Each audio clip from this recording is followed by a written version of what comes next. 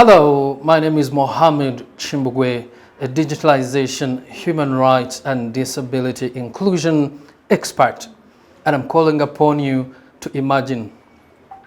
Imagine a person with a visual impairment coming face to face with paper-based financial transactions without braille. Imagine a person with a hearing impairment walking into a banking hall without a sign language interpreter.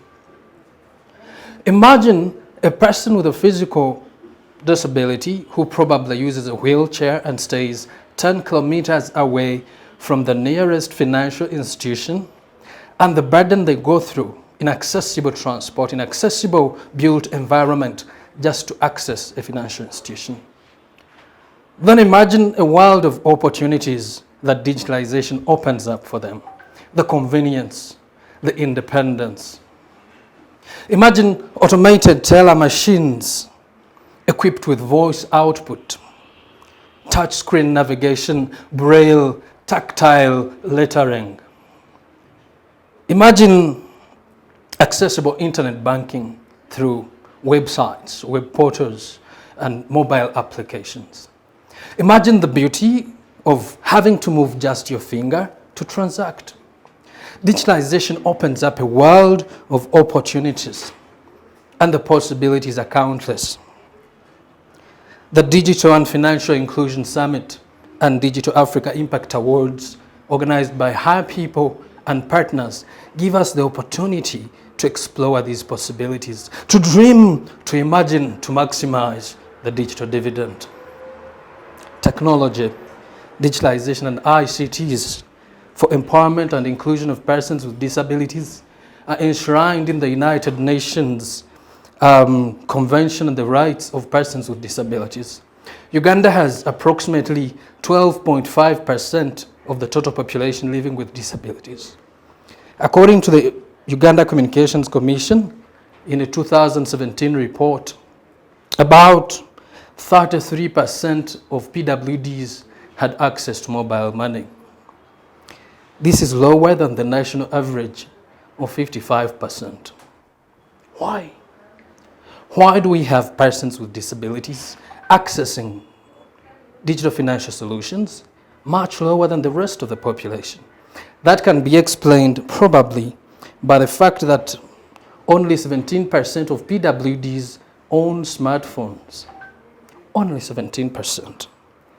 Only 3.9% of persons living with disabilities have access to laptops, and just 1% have access to desktop computers. That means we've got to bridge that gap, because that is still too low for us to maximize the digital dividend. If we are to bridge the gap and to maximize the digital dividend, then we've got to look at affordability. Affordability through local innovations, as well as policies that make imported digital gadgets and devices much more affordable. We've got to look at accessibility, digital accessibility, both at hardware and software level.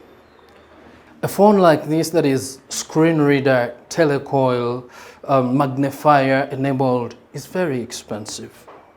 Very expensive, and very few persons with disabilities can afford such devices.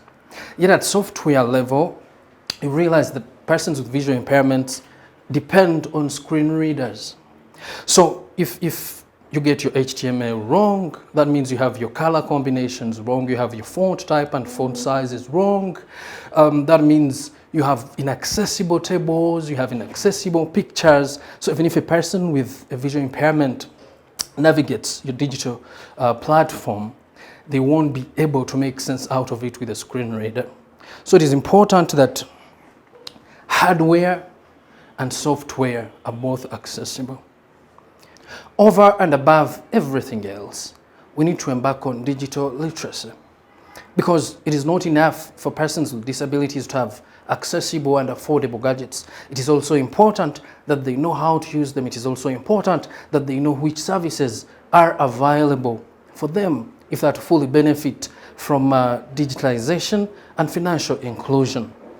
And we need to create awareness for telecoms, for fintech architects to always keep it in mind from inception to design stage, to ensure that they always have persons with disabilities in mind and how persons with disabilities can access these digital platforms. It is important that fintech architecture is user-centered, and fintech architects must always have it in mind that persons with disabilities are some of the beneficiaries of their products. I thank you so much. My name is Mohammed Chimbugwe. I hope what I've said makes sense. Adios.